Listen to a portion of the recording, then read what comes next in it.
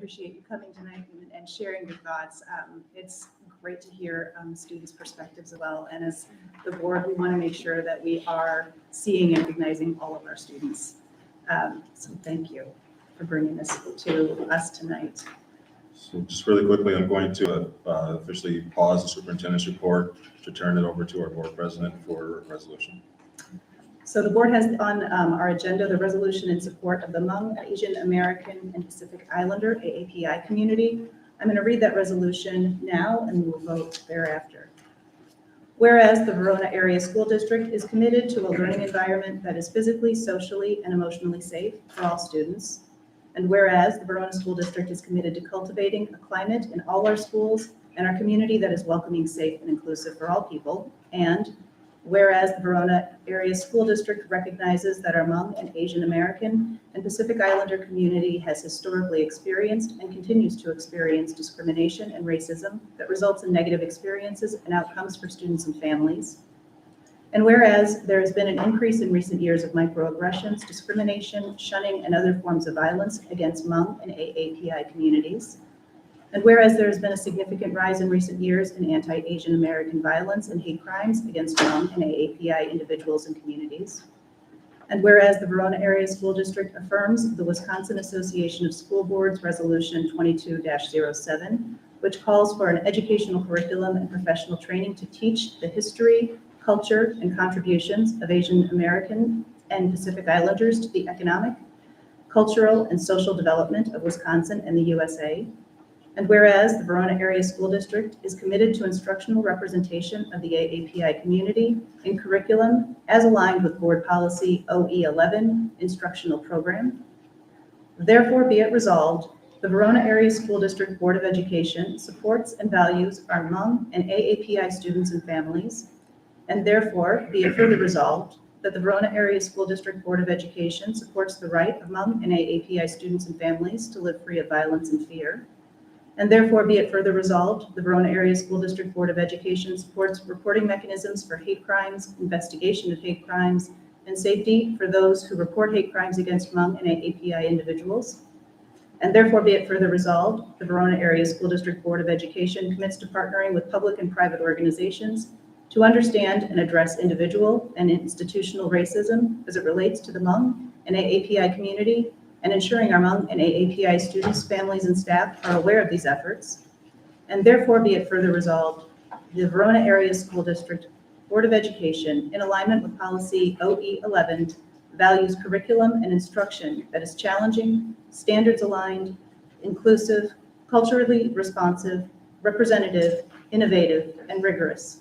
All students will be given instruction that is personalized and works to prepare them to thrive in a diverse global society. Do I have a motion to approve this resolution? So moved. I have a motion from Nicole. Is there a second? Second. A second from Jen. Thank you. All in favor of approving resolution in support of the Hmong and Asian American and Pacific Islander community signify with aye. Aye. Any opposed? In witness whereof, this resolution was unanimously adopted by the Board of Education of the Verona Area School District on the 12th day of September 2022. Thank you, everybody.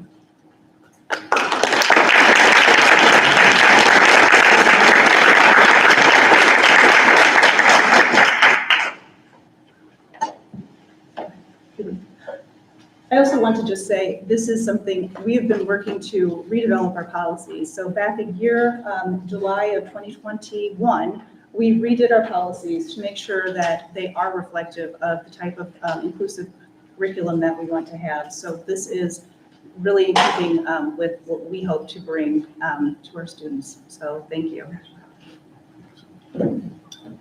So I just want to first thank our speakers today. Our speakers, your voice resonated so strongly, and I know you spoke on behalf of so many within our school and outside our doors. And I appreciate the challenge and the accountability to make sure that you're seen, all of our students are seen, and please know that you are valued here. And we thank you for bringing your voice into the space. We humbly appreciate your presence. I also want to thank our Board of Education. Our Board of Education, has taken on, it's not even a challenge anymore, just a commitment of embracing our commitment to equity, to representation, to bringing words into action. And we've seen that in the form of policy, and we've seen that in support of this resolution. So I just want to take an opportunity to say how proud I am to serve under a board that has the foresight and the mindset to step out when not many have at this point. And if it is okay for us to go first. And I am very, very appreciative that that's the step that this board has taken. So thank you to our board. So with that, I'm going to transition away from our resolution and continue the superintendent's report. I feel like there's the emotional levity of this is still resonating with me, but I just want to reassure you of the commitment that this is not a resolution for words, it's a resolution for practice, and the accountability of that this will continue to come to life. So thank you all.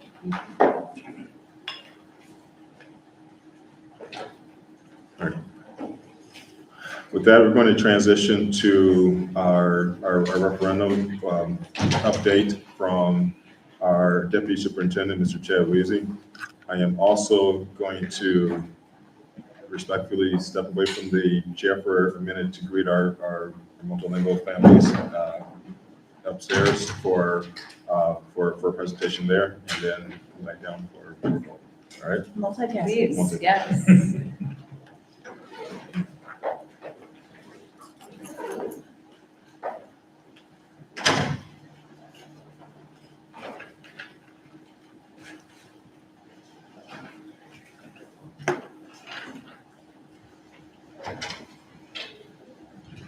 Well, hi, Chad and Pete. Thanks for joining us. Hey guys, long time no see. It's been a minute, literally.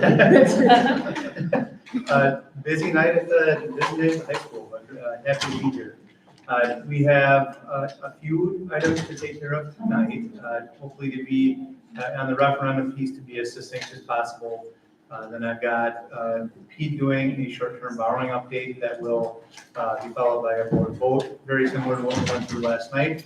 Almost identical, or last year, almost identical dollar figures, and so the board should be familiar with that and kind of the why behind it. And then a budget update in terms of some new assumptions we're building into the budget as we work our way towards the end of October. And then we'll finish up with a start of the year transportation update. I'm certainly interested in board questions if there are any there. So again, great to be here. So as a reminder to the board and our community, this has been kind of our budget storyline and year in review. The board's seen this slide a number of times, but we are here kind of mid-September after a lot of work that went into a budget that will update this evening, a budget that included $0 increase in per pupil revenue authority, and that did include a $0 or 0% increase in terms of CPI adjustments for both BAEA and VESPA. And that was our preliminary budget as we passed it. This is a newer slide for the board. A couple of board members who were on our referendum committee had a chance to preview this already. And this will be a slide that we will likely use at our information sessions moving forward into the public. And kind of tells our story around how we ended up at the referendum and how our district's uniquely positioned to put the question that we did on the ballot. So on the left-hand column there, and this is not unique to just our school district, but unique to the, kind of goes to be said with the entire state. We had funding challenges this last year that included that state-imposed revenue limit, included historically high inflation, no cost of living increase for our own staff, and what we're projecting by the time we get to 2027, potentially a $20 million budget deficit if the assumptions that we built into the budget hold true. I think what's going to be equally as important as we work through the information sharing we've got for the next 2 months leading up to the referendum vote is the fact that we are uniquely positioned in our school district with much of the work that happened with our board, previous boards, and previous administrations around the capital debt related to the building we're sitting in. And for the last four years, the board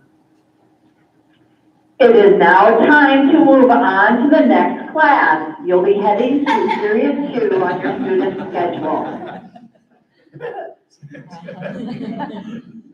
All right, on to period 2. The board did make the decision to, I think, do 2 things. One, attempt to keep mill rate as stable as possible, meaning that as property values increased in our school district, and prior to last year, we were seeing 2, 3, 4, 5% property value increase with a stable mill rate, that our taxpayers could kind of count on what their tax bill was going to look like. And while that happened, property values steadily went up just slightly, and we still had a lower revenue limit. The board made the decision to pay off this high school early and not make minimum payments on the referendum debt.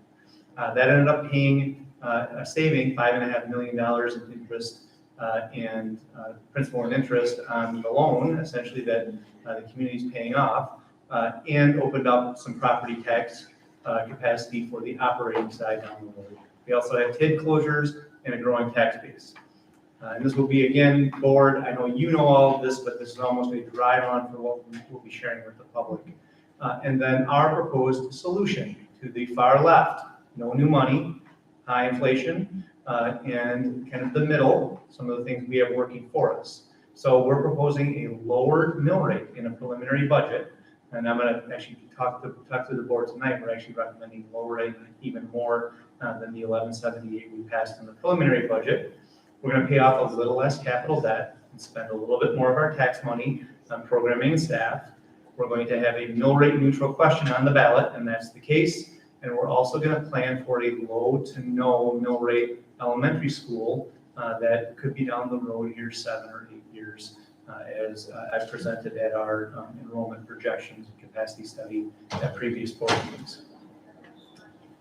Again, for the board, and we will use this in our information sharing session, this is a simple line chart, and this is, I think, does tell quite a compelling story. For the past 2 decades, while we've been under a state-imposed revenue limit, that is essentially, here's how much taxing capacity you get, revenue capacity you get as a district to operate everything you need, is that blue line. And about 20 years ago, 18 and change, that was just over $10,000. And over the last 18 years, that number has increased to just short of $12,000. And then what I had Pete do was actually superimpose the same starting point, per pupil revenue limit, just over $10,000. And I said, Pete, grow the red line so it increases with the cost of living. Simple CPI. And in some ways that if we could get our lawmakers to see this, it seems like common sense. Just give us enough revenue authority to keep pace with the cost of living. That's the cost of services, and we know lots of times that increases more than the cost of living, and we are able to compensate our staff with a cost of living raise. Then we wouldn't be here. We wouldn't be doing all of this extra work related to having to go to our taxpayers for operating permission, because there's a big gap there. You'd see that our per pupil revenue limit, instead of being less than $12,000, would be approaching $15,000 if that was just applied on an annual basis. This is what's on the ballot. I'm certainly not going to read it to the board members. You've seen it a number of times. We wanted to make sure it landed in board docs. We are asking for $19 million of recurring revenue authority that the board has permission to use. Does not need to use in the event that state budgets down the road come in better than we've assumed. This is just permission to operate our school district up to $19 million. This has been we've been kind of going around as we're talking to folks, in particular staff members. This request came to me from Dr. Clare. He said, Chad, can you get 4 or 5 sentences down to explain what's on the ballot? And we actually did this as an elevator speech and did it as a leadership team exercise. Adam, who's in the room, this was his work. As we worked our way through this, he was an excellent example. And it simply says cost of living's gone up 4.7%. We got no new money from the state. In turn, the board's asking for different permission to spend the same amount of money on that November 8th ballot. I wanted to make sure this was in the presentation tonight as well. And also be careful if you get in an elevator with Adam. This is what you're going to hear. Adam has the gift of gab, so you get more than just what ended up in that elevator speech, and everything he said would have you on the edge of your seat. This is a graphic that we will use on information sessions, and I think does really kind of get that get our strategy around what's on the ballot. Get them on postcard sizes on the banner outside the boardroom here.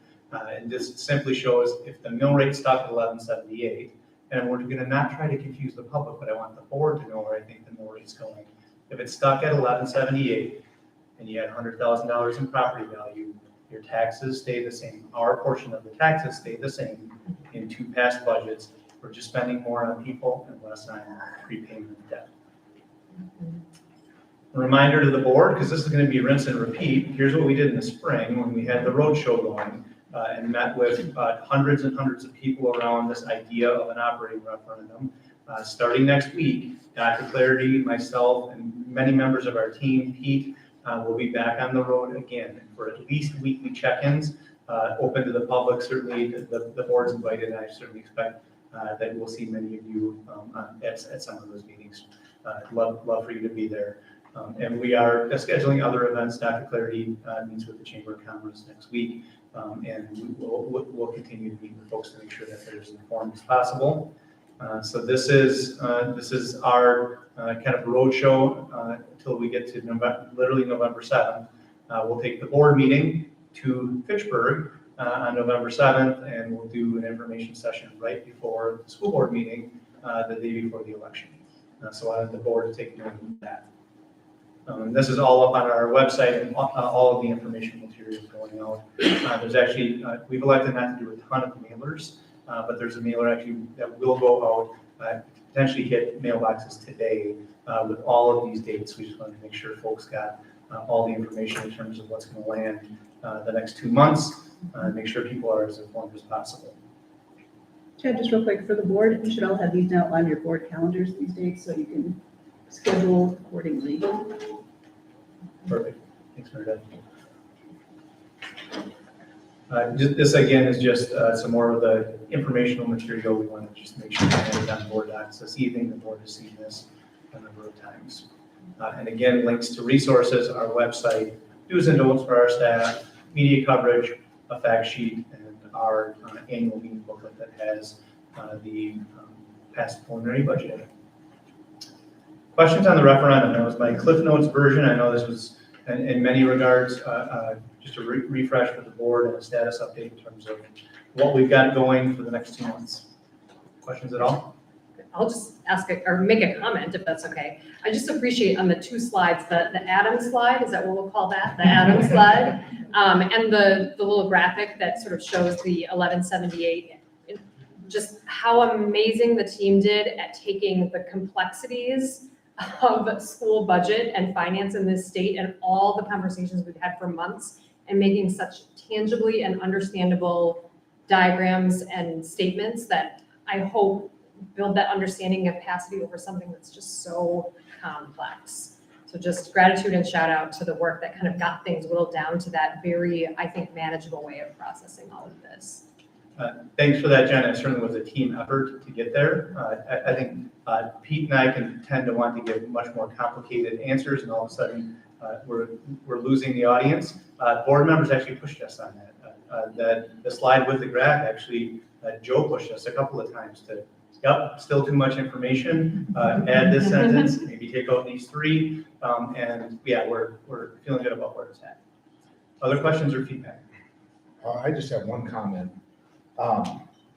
One of the things when I end up talking to people that comes up a lot, or that I mention, is that a lot of school districts are dealing with this problem. Probably every school district is dealing with this problem because it originated with state budgeting. We are very fortunate that you guys, as Jen said, and all of that, have been able to craft this in a way that makes sense, but is also neutral. And not every school district is that fortunate.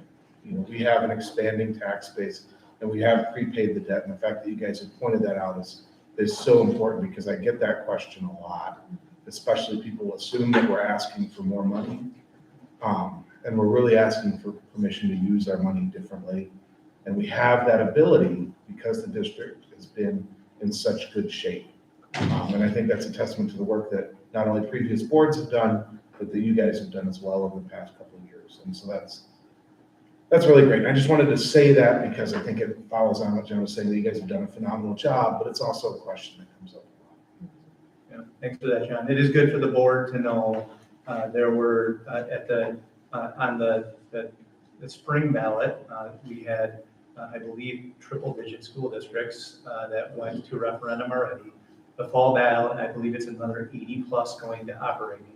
In Dane County alone, there are 9 school districts going to operating referendum. I think there's only 15 in Dane County.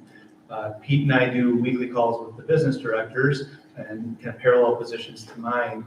And if they aren't going in November, they're going next year. So they are, they're kind of they're in some ways, they're a little more, they have an appetite for a little more risk because they're spending all kinds of ESSER funds this year and then saying, we're out of money and we need to go to the public to ask for more. So I fully expect every school district in our county to be on a ticket within the next year and a half. That also brings up another question that I've heard several times that I just want to touch on, the ESSER funds, because people ask me like, what about all that federal government money? And the angry John in me likes to point out that Wisconsin's really one of the only states where we have to use our federal money to pay for the cost of inflation because our legislature is budgeted this way. Right. Which is infuriating.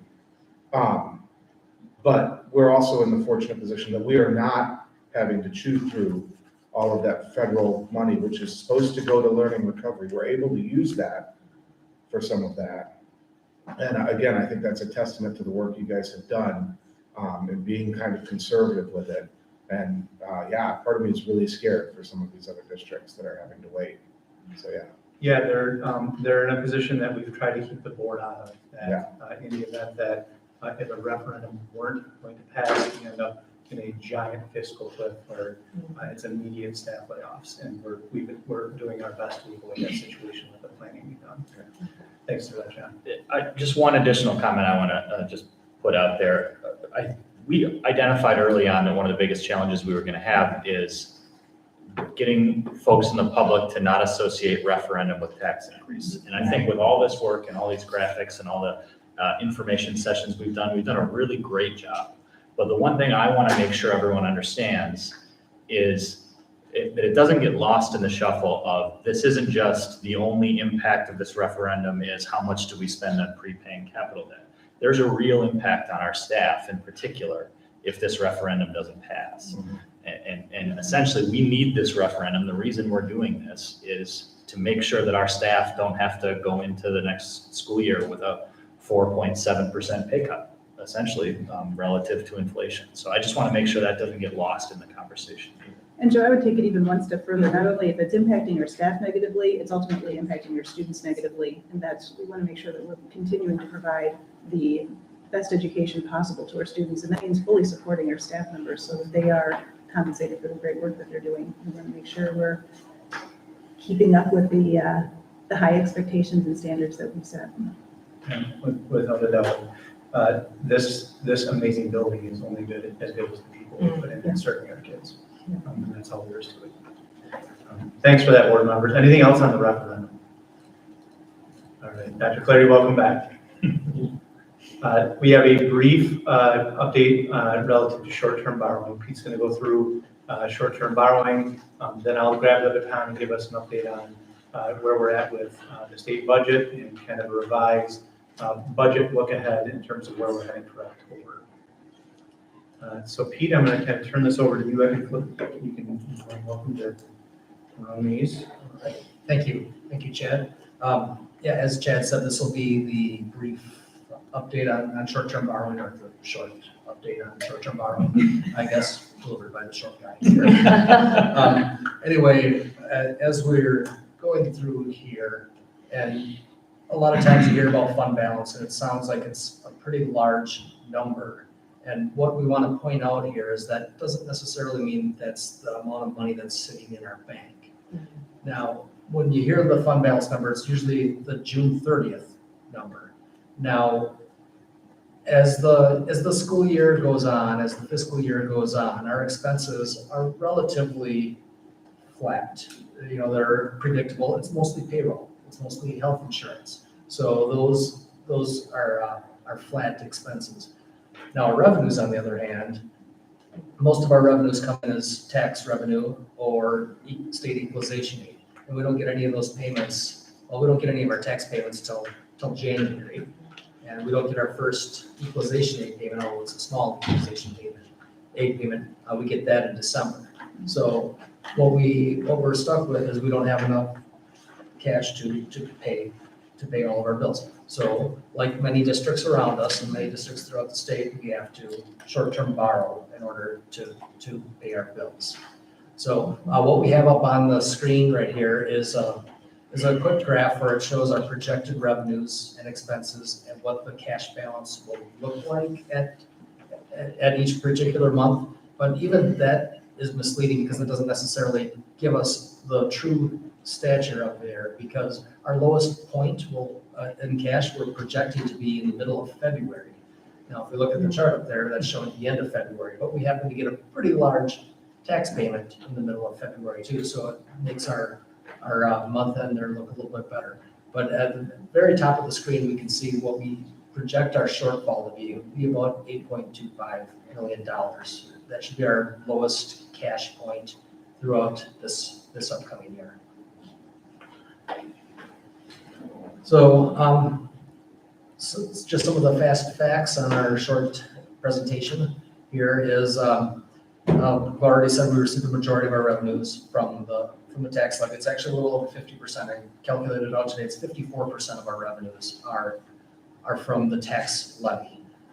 We don't get those payments until January 20th, February 20th, and August 20th. So the year's over half done. Or the year's right at about, we're at our first semester break right there, and yet we still need that cash. Historically, we're getting about a third of our tax revenues at each of those payments. They all total about $20 to $21 million at that time. And finally, the last bullet point on here is if we're wondering what is it cost in interest. Last year, our net interest expense, when we net off the premium revenue that we received, was about $58,000. So we don't know exactly what the interest cost will be this year, but it's probably going to be somewhere in that ballpark or in that vicinity. And I can take it from here. So Meredith, this is the board vote. I don't know if you wanted to do kind of similar what you did to start the board meeting, pause the superintendent's report, vote, and then I can finish with a brief budget update and then a transportation update, and we'll be out. That sounds good. Let's do that. Board, there's a resolution authorizing temporary borrowing in an amount not to exceed $9 million, issuance of tax and revenue anticipation promissory notes, and participation in the PMA levy and aid anticipation notes program. Is there a motion to approve? So moved. I have a motion from Joe. Is there a second? Second. A second from Nicole. All in favor, signify with aye. Aye. Any opposed, signify with nay. We have approved the short-term borrowing. Thank you. We'll turn it back over to you now. Thanks for that. People will make payroll in February now. Thanks for that, board. Bake sales on hold. We can- Without having to check the calculations. That's right. All right, a quick update on some news we've heard since the last board meeting relative to the budget. The governor making an announcement with $90 million of additional one-time funding. Wanted to make sure the board knew kind of what we were thinking around where we'd like to see that land in the final budget, kind of what it is and timelines related. So the governor made an announcement on August 30th here, a couple of weeks ago, that he was going to dedicate another $90 million in federal COVID funds. This essentially is just like ESSER funds without all of the reporting. This turned into instant cash for our school district. Again, it's one-time money, and this time it was doled out on a per-pupil basis. This will land in 2 categories. It is now time to move on to period 3. Period 3, please. This ended up in 2 categories. One was just essentially a one-time splash of money that the district can do whatever they want with. And 2, we have to get a little more detail on that. I think there's probably going to be some reporting related to that second number. So $511,000 was our per pupil amount, so $500,000, and $84,000 in change for something related to mental health of students and mental health supports. And then I'm going to take questions from the board after that. So I wanted to remind kind of where we're at. This is district funding that we'll receive this year. In fact, it's already in our checking account through a transfer. The funds can be expensed anytime between now and 2026. Pete just has to track them from fiscal year to fiscal year for when we actually would spend the money. And this is a one-time influx of funds to benefit our district. Again, just like Esther, we should exercise caution to use one-time funds for recurring expenses. And I've got some suggestions in terms of what way I think will, especially heading into November, that it would be wise to use this money for. So as a reminder to the board, we are $2.4 million short to meet a 4.7% raise for our staff members that agreed to a 0% raise with historically high inflation. So one could say, let's get a little early raise going here now that we have that money. It's $500,000 on the way to 2.4 and would be one-time money again. I encourage the board as we finalize the budget in November to just use caution with one-time funding. I actually think this will be a way, because the money's coming from the state, to offer a little more tax relief as we finalize the November ballot. We'll have permission to have $19 million of additional operating money, just like TID funds and ESSER funds. That means if and when we pass the referendum, we can incorporate the one-time funding to, instead of having to tax folks for the money we need to operate our school district, we can use a splash of that money on a one-year basis to say, taxpayers, we don't need that $500,000 out of the operating referendum. This year, we can use the $500,000 to pay the bills, if that makes sense. So we have a balanced budget. We're fully staffed heading into the referendum. Our unions are both in a decent spot until we get to November 8th.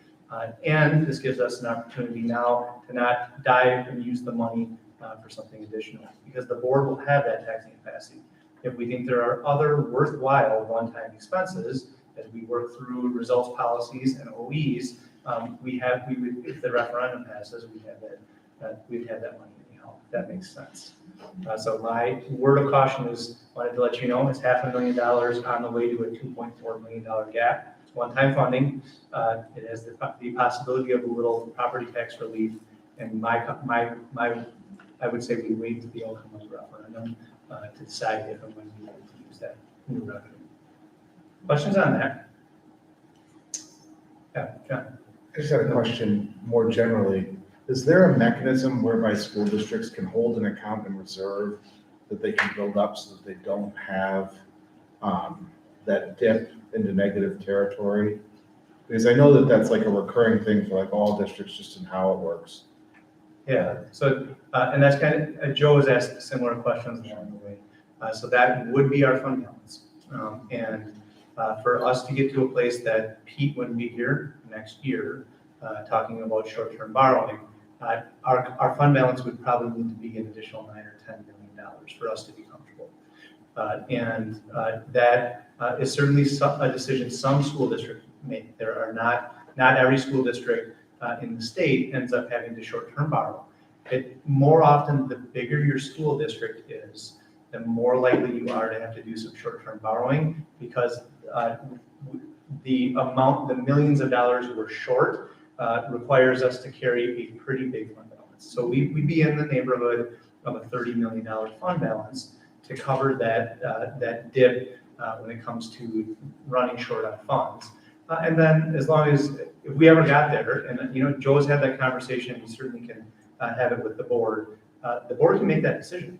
We can potentially work into future budgets that we would rather start to squirrel away a little bit of money instead of working on prepayment of debt. And in the short term, if we build that up, it means we have to do less short-term borrowing.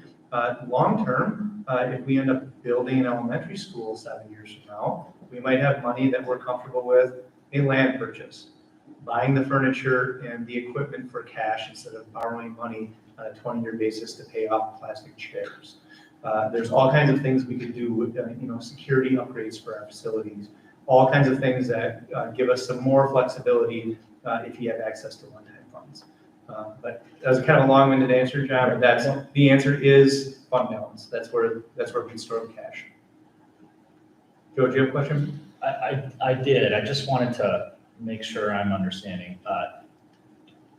I worry a little bit that some in the public might get this impression of this $500,000 of extra money we weren't planning and how that plays into the referendum and is this really necessary?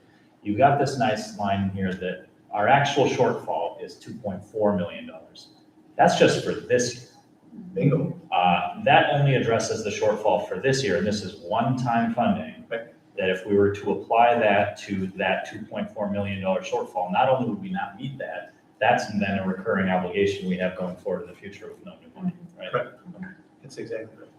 Yeah, if we head in this direction, this is almost, we're essentially using this money like state aid, which would be, we set especially after a past operating referendum, we set what we're comfortable with to operate our school district. Any money the state gives us means we don't have to pass that on to local property taxpayers in the form of our levy.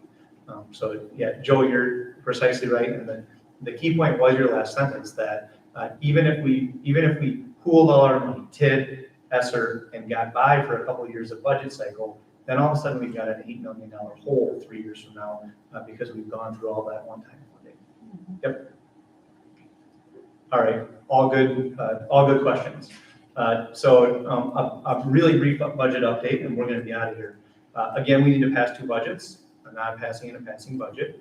I just simply have 2 slides to share with you tonight that we've built in some new assumptions I just want the board to start to get comfortable with. And these won't be the numbers that we share with you in October because all these numbers will continue to change. So the board should be familiar with this fairly number-heavy slide. But I did box out the one thing I want you to kind of get comfortable with here tonight. So you'll see that we're trending in the direction of a lower mill rate. And the main reason for that is we're starting to build into some budget assumptions that property values are going to go up in our school district. And this is potentially even a conservative number still, but we did want to put something out there that then we kind of overshot. There's a decent chance this comes in at 15 or 16% by the time we get equalized property value from the state in October. With a 14% number built into this budget and still projecting the same levy, the mill rate can get down to 11.49, which should be good news for all of our taxpayers. Again, if the board made the decision and you have the right to do it in the past capital referendum to keep the mill rate at 12.64, taxes would potentially go up 14 or 15% for every property taxpayer in our district. With us working together and having an understanding of mill rates impact on property taxes and getting it down to 11.49, Pete and I just crunched some back of the envelope calculations this week. And again, we're uncomfortable with trying to do a tax calculator because we don't have a mill rate yet. We won't have a mill rate until the end of October. But if it's stuck at 11.49 and you had a $400,000 home, the increase in your taxes would be just over $100, which is like a little over 2%, which means your home value went up 14%. Inflation and the cost of us doing business is up 5%, and we managed to keep taxes to around 2%, which is really good instead of a 14% spike if we kind of stayed stable with the mill rate. We also carried that 1149 through this budget. This was Joe's point earlier. This is our non-passing budget. We would have passed a mill rate at 1149 and we would make ends meet this year with one-time funding and having the ability to do it once. Next year, we're $7 million short if the referendum were to fail. The next, go ahead. We'd make ends meet with no increase for our staff. Bingo, that's how we make them meet. Exactly right. But then next year we built in a cost of living increase, and you can fully expect our staff numbers to be, to start to peek over the fence if we get to a spot that we're not able to give them a cost of living increase. With a past referendum, this is a slightly, and we might start to share this with the board because there's less numbers on it. This is a slightly condensed version of the exact same slide we had before. This is our past referendum. Mill rate is the same, 1149 across the board. This does give us a 4.7% cost of living increase for our staff and gets us close to a balanced budget through 2027. But it gets that mill rate nice and low, 1149, which should be good news for our taxpayers. Questions on that? And then this is, like I said, this is not set in stone. This is Pete and I just wanting to get the board comfortable with the fact that we'll talk through 1178 at all of our input sessions.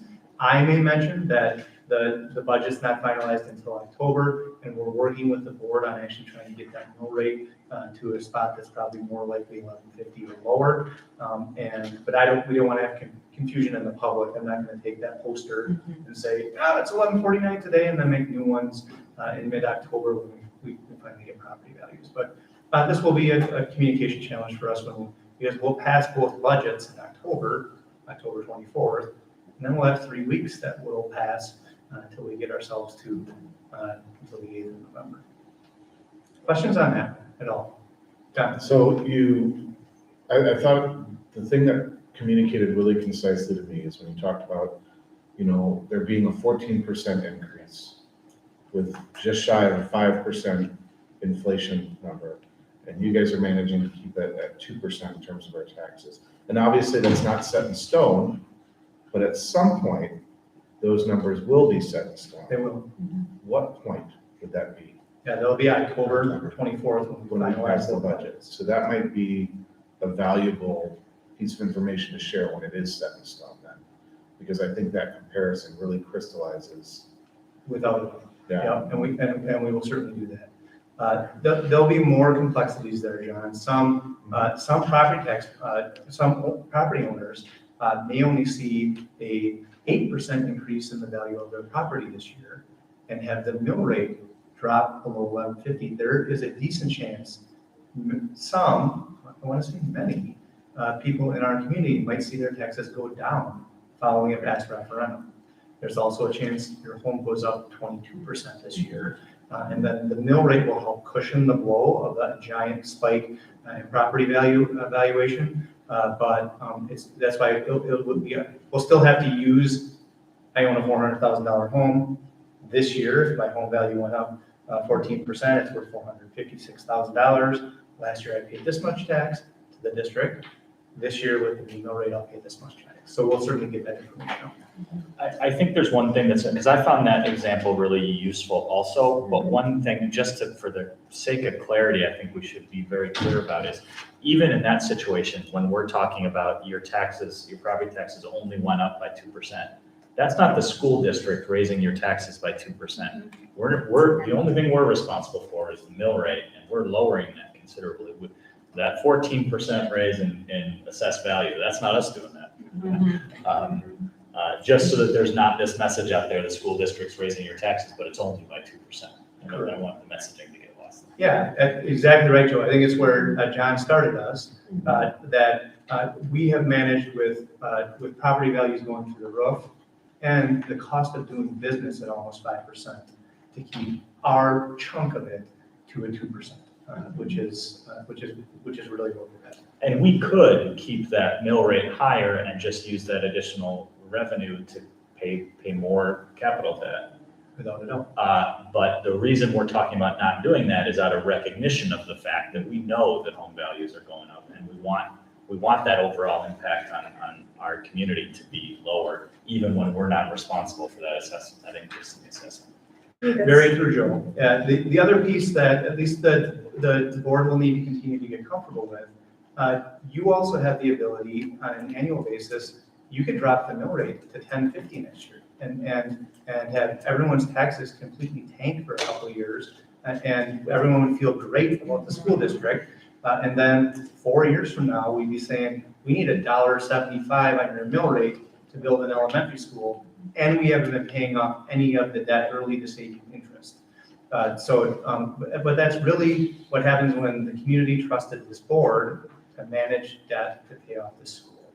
I think make sure that we're not yo-yoing mill rates and people can kind of count on their taxes. Chad, I think I appreciate you bringing that up. I mean, I think we really want to make sure we're working, I mean, and you've put these numbers behind it. The key is keeping, being fiscally responsible to our community and helping them plan long-term as we plan long-term. How do we balance all of these competing factors? And I think it's remarkable that as valuations have gone up so significantly and really, hearing people not happy about the assessments that they're getting. That we're still able to keep that front and center, being fiscally responsible to our taxpayers and still achieving the goals that we're setting for a district. And I think the fact that we can lower the mill rate sustainably, responsibly is huge. Sure. No doubt. All right, John, this was your question. Here's our next 2 months ahead of us. Third Friday count coming up this Friday. So we had 100 students built into our preliminary budget. It probably won't be 100. We'll be close, but we'll find out on third Friday in terms of FTE. That number is important because of that. That has to do with what we get for our total levying permission from the state. Property valuations are finalized by DPI, so October we'll get our number for the whole district. On the 15th, DPI will tell us how much aid we get, and then we have a well-timed board meeting after we get those 3 important pieces of information to pass 2 budgets, and then we've got a couple of weeks that pass before we get to election day, and that will be, again, lots of information sharing between those times when we finalize that levy. Budget timelines ahead, and then I'm going to let Pete go and we'll do a quick update on transportation. I just think this is, and I know this is a lot of information, but I think the board needs to kind of have this in every pocket as we're working over the next couple months. There's been a little buzz around why can't you just wait? The governor just gave you 90 million, and then I don't know if you guys saw this, he also proposed a $2 billion increase to state funding. That happened a few days after he announced that 90 million. He said $2 billion, which would equate to like $350 a student 1 year and $650 per student the following year. That was his proposed budget. Again, that held no weight. That was him saying, here's what I think should happen relative to funding education. I had Pete pull these previous 2 years just so the board knows what's ahead of us to get the next biennium budget passed. So we'll have a 24-25 budget that gets passed here this following spring. And here's what happened the last couple budget cycles. DPI makes a budget request sometime in the fall that will be informed with what the governor just kind of released publicly, that our state superintendent will probably mesh some of those talking points because lots of times they're aligned on school funding. Then the governor doesn't release a proposal until February. Then joint finance comes out in May. They bounce this thing around for a couple of months, and then the governor will not sign a budget, and we'll be doing this work again in the spring until we get to July. So we'll be talking all kinds of numbers that we're guessing what's bouncing around the state all spring, and then we won't know what is in the state budget until we get to July. So it's just good for the folks to know if you're like, hey, the governor just said you're going to get an extra $2 billion. Yeah, we won't know what's in the budget. We might even have the same governor. I was about to say, we also don't know if he's. Yeah. But let's say we did get an extra $2 billion. What we're asking for in the referendum is simply permission, and we do not have to exercise that permission if we have $350 per student. Without a doubt. Remarkable. That I know. would stretch Wishful that, thinking. yeah, Meredith, that's a great point. Yeah. That would stretch that $19 million out potentially potentially, who knows, 7, 8, 10 years, and continue to allow us to operate our school district. But then the state gave us the permission, and we would need to use the voter permission. Yep, big idea. So just to address what you just said, to make sure I understand, if this next biennial budget comes in, something we're happy with, but 2 budget cycles down the road, we're back to $0 new dollars, will we, if we haven't used that authority, we still have that? Without a doubt. Yep, which is really, that's the beauty of a recurring referendum. Hello, families. At this time, you should be leaving period 3 and heading to period 4. Again, back to period 3 and heading to period 4. I've seen Dr. Clarity wave a couple times as we're in the fishbowl here. Yeah. Dr. Clarity, do you have questions? No. Okay. All right, anything else on the budget? Okay. A brief transportation update, because I know the boards have received a few emails on this, and Dr. Clarity just wanted to make sure I gave a State of the Union in terms of transportation. So one, night and day. It's I talked to Michael LeCount, who's our amazing operation manager today. It's almost like a different universe compared to last year. So the first day of school, we had our last student dropped off at 4:53. The last student got off a high school bus in the middle of the country at 4:53, which is almost right on time. Buses have not been late, and things have been going fairly well. We've got a new traffic pattern. I don't know if any of you are Badger parents and have noticed. And you may have seen me out there with a radio and a yellow vest, where we moved the bus stop to where it used to be for the high school, and that's gone very well. We put core up on top and middle school traffic down below. That's been going pretty well. Far fewer backups with Main Street and everything else going on around that area. And I wanted to just mention the driver shortage thing. It's still a thing, but less of a thing than it was the year before. One of the things we're kind of using to figure out where Badger's at, again, they support a number of school districts, is the number of after-school routes they're willing to pick up. Last year was almost none. This year, they're well over half of our after-school routes they have drivers to do. But we still are not in a spot that they're saying the driver shortage is over. So just wanted, but it's going really well since we've had another year to do this. Do want to update folks on specialized transportation. Quite frankly, that there's still room to grow there. Just today, we had another email kind of going back and forth with Dr. Hallberg and I, and there's driver shortage issues, communication issues with our provider. It's our goal to make sure that students who have specialized transportation needs don't have transportation as a barrier to their school day, which means there's a chance you have to have your ride pick you up a half hour earlier than your peer might, so we can get you to school on time, and any extra time you might need to get your school day started isn't taken away from you and your educational experience, that the transportation didn't get in the way of that. We've been okay at that, but that we're still bumping into that as an issue with Badger, and we're addressing it head on a daily basis. So I wanted folks to know that that's, in my mind, kind of an area of growth with our partnership with Badger Bus. I told Dr. Hallberg this morning that through the pandemic, it was almost in some ways we had to start to talk about our transportation provider as partners in getting kids to school. And I said today that we can start to tack away from partnership to that we are a client and they're providing a for-profit service for us. So it's important to continue to keep that partnership in place, but also turn into a client a little more often to advocate for kids. And we're doing that. I wanted the board to know if you received any information that we're all over that, and that specialized transportation in particular, we still have work to do. It's been better, but we still have work to do. A few things that may have crossed board desks that we just wanted to let you know that we're really working on behind the scenes. There were some past practices on a case-by-case basis that families were allowed to pay $150 to Badger Bus, a for-profit company, to get a bus ride for a student who didn't qualify for one, meaning they lived within our walk area.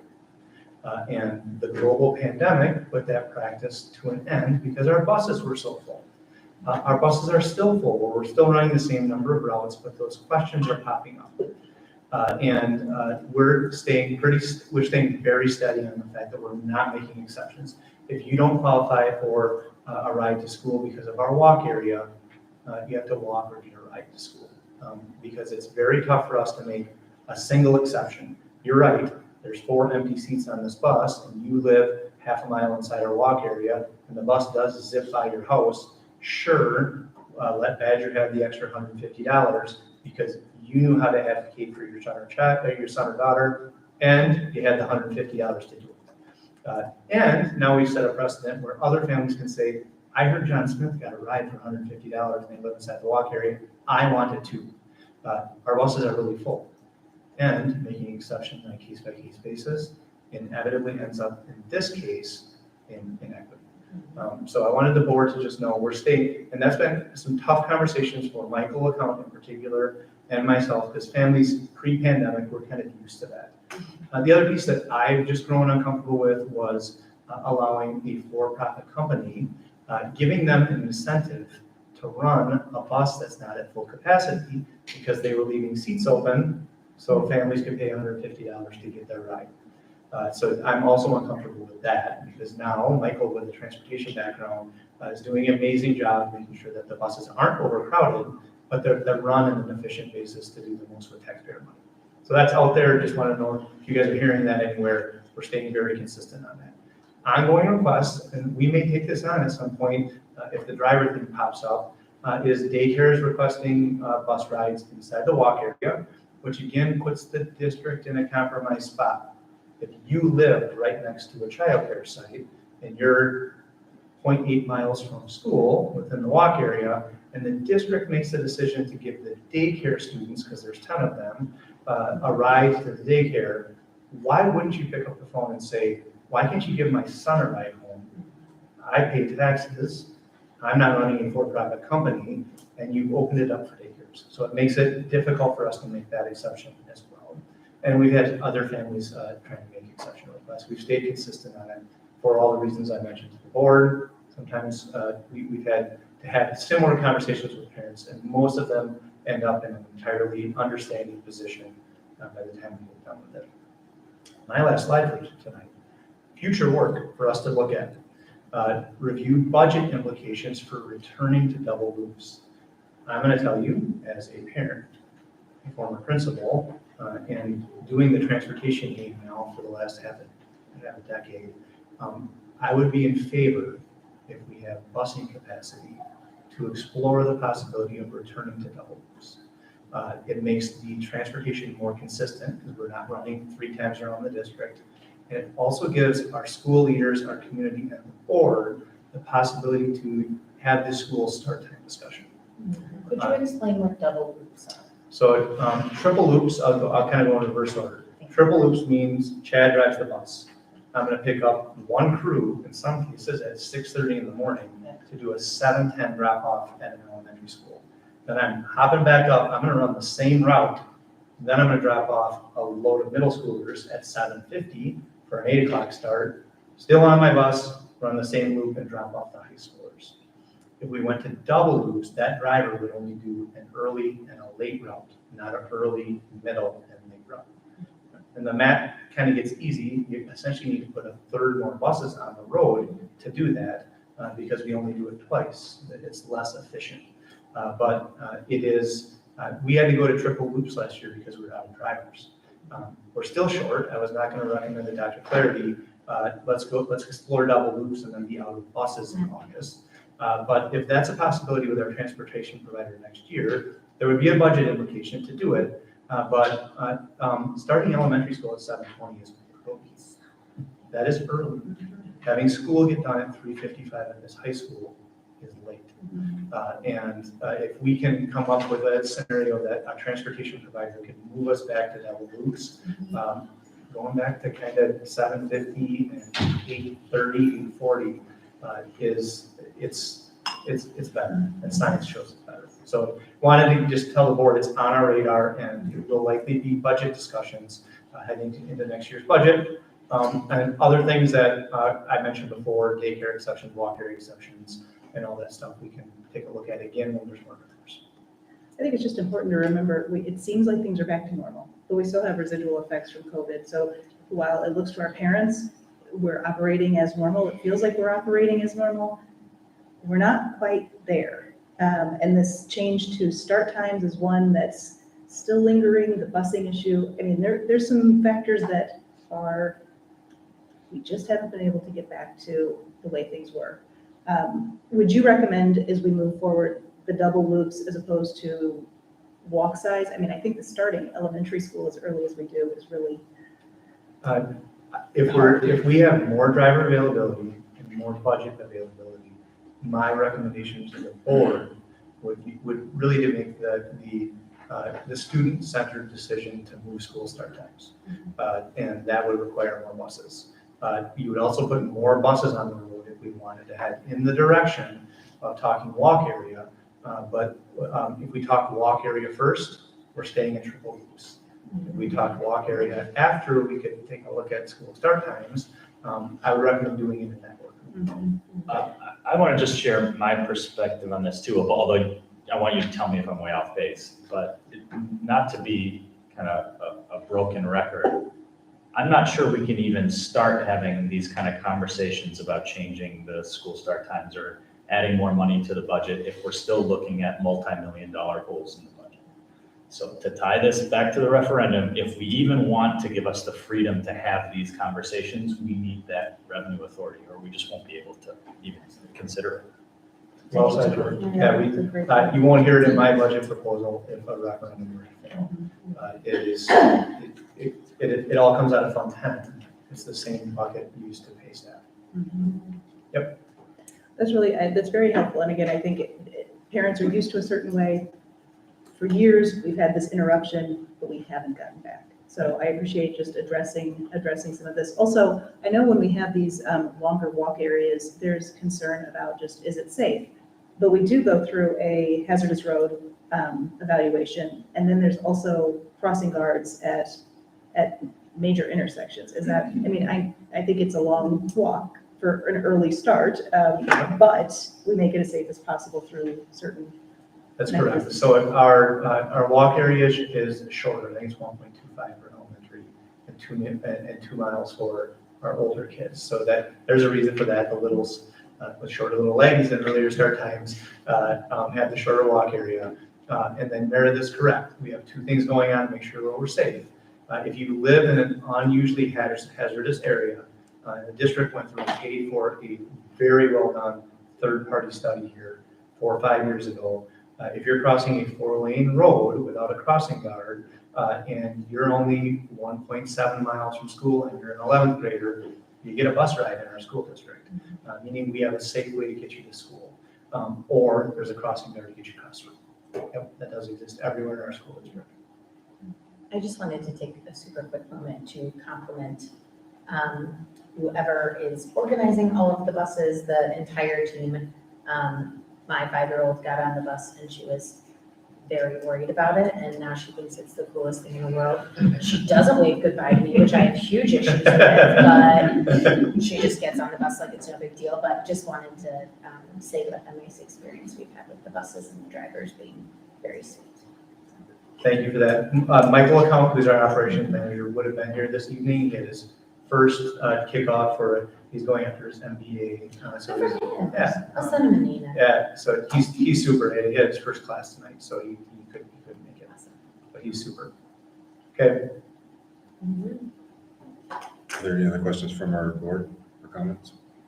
Before you go to, just wanted to thank you and the team, Michael's. I'll give him an extra degree, and we're very proud of him. But just also want to remind the community and the board where we were about a year ago today. Coming in, and as still in August, we did not have transportation for every student in our district. We and the team got together, went to the triple looping. We had the owner of the bus company driving buses, and to ensure that every student got the transportation they deserve to be here. So within a year's time, I'd say significant growth, and it's not all pandemic. It's really a lot of hard work behind the scenes for your team to make that happen. Also, I think that all the board members recognize this, but just a reminder, and I'm glad Chad used the slippery slope sign when he put the exception slide up there. I just reminded once a exception is made to move one student inside of our current zone, you change every student. That is for all. So just a reminder that we understand that there are some needs sometimes, but again, the exceptions have to be firmly thought through, and we've stayed very consistent and with some respectful and meaningful conversations of our why behind why we are adhering to the current walk zones and current state of transportation. Again, thanks, team. Thanks, guys. Thank you.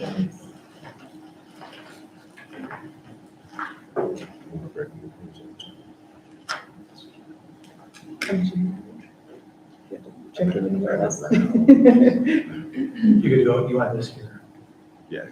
And you can just keep going. Keep moving to R3. All right, so we're going to keep moving and turn it over to our academic services team for results policy 3 or R3. As they're coming to the stage, I feel like we're still talking to the Apollo here. Coming to the stage. Come to the stage. Oh, no, I'm Cece.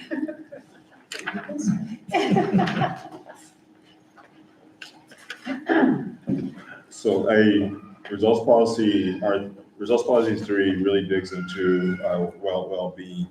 And much as you've heard me discuss earlier today with the innovation and the foresight of our board in terms of our API and the representation and the resolution, not that I've spoken to every superintendent in our state, but a policy around wellness is unique.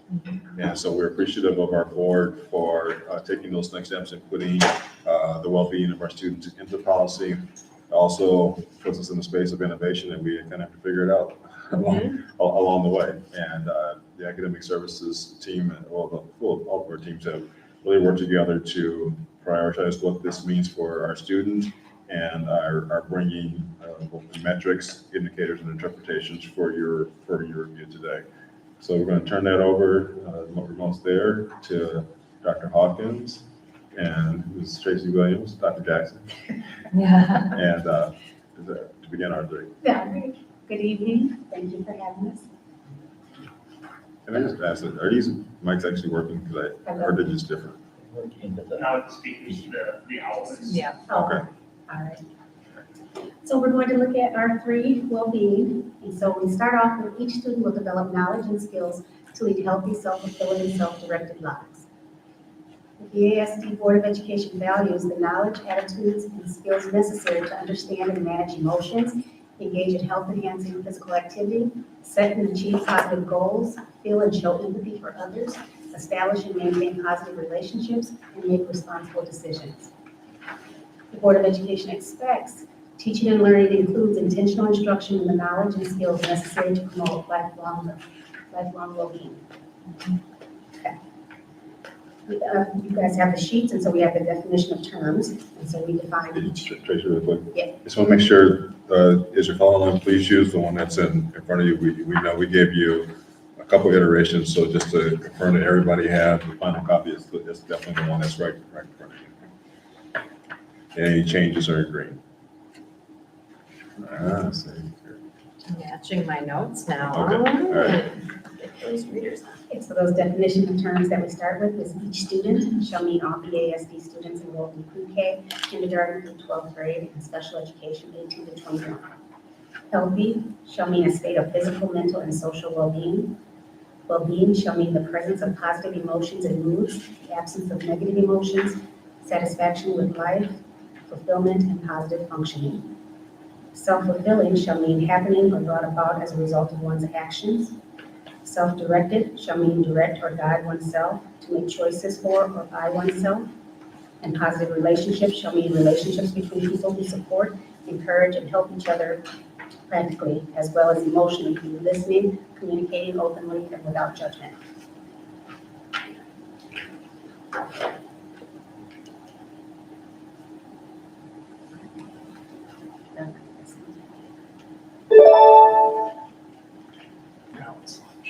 It is now time to move on to period 5 on your student's schedule. Thank you.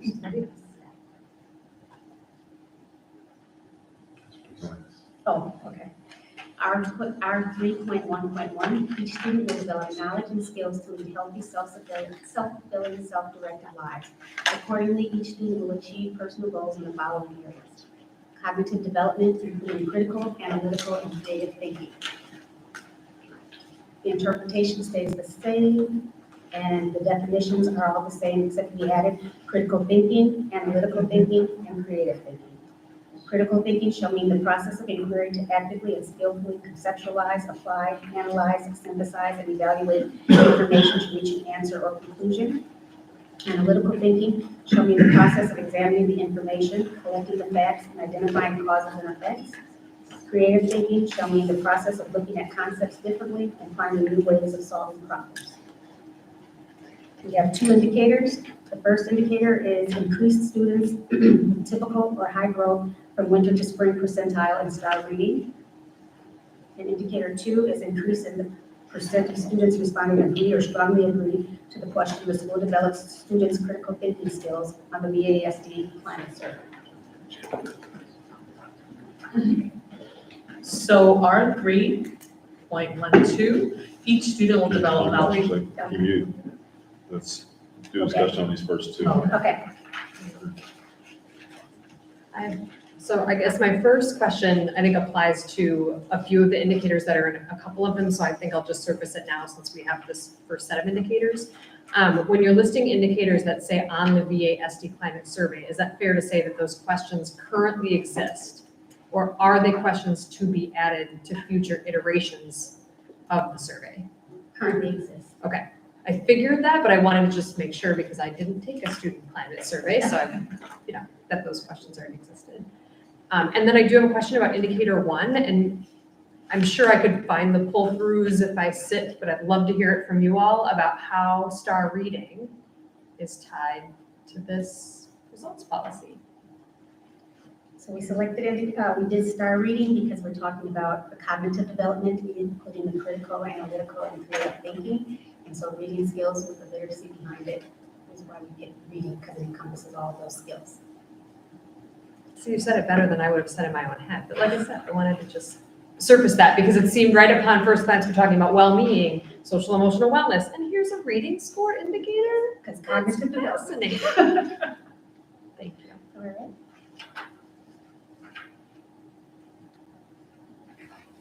I'm sorry. Okay. Because we have like this little insight thing. We try to anticipate which person's going to ask which question. And it was word for word. Are you serious? Are you that predictable? And you thought of it and you knew it was going to be me too? It's so predictable. It's almost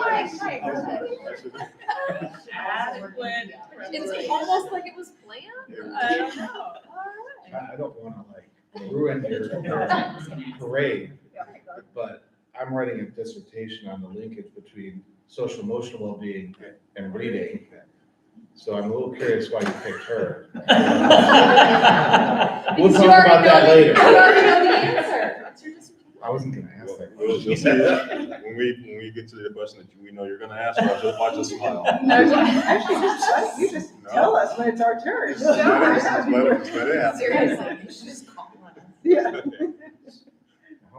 shuffle it up. I How come we feel like don't the see any challenge is PE on. in here? I'm gonna ask a John question when it's my turn. So R 3.1.2, each student will develop knowledge and skills to lead healthy, self-fulfilling, self-directed lives. Accordingly, each student will achieve personal goals in the following areas: social well-being, including the ability to establish and maintain positive relationships with others. The definitions of terms are similar, if not the exact same as the previous. Our indicators for this policy: increase in the percent of students, 612, responding agree or strongly agree to the question, I have positive relationships with students at my school on the VASD climate survey. And indicator 2, increase in percent of students through 5 responding agree to the question, I have lots of friends at school on the VASD climate survey.